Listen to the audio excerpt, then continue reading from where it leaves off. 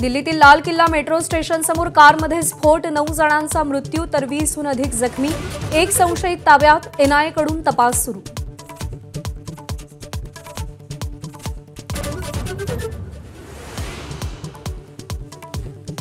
दिल्ली स्फोटात जैश ए मोहम्मदचा हात असल्याचा संशय बळावला। ताब्यात घेतलेला डॉक्टर उमर हा जैश मॉड्यूलशी संबंधित। फरीदाबाद छाप्यानंतर अन्यत्र मोठ्या स्फोटाचा प्रयत्न होता।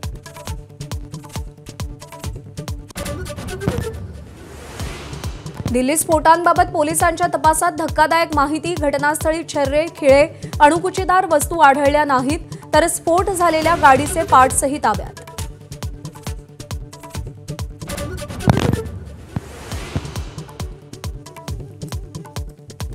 पंतप्रधान नरेंद्र मोदी आजपासून 2 दिवसांच्या भूतान दौऱ्यावर।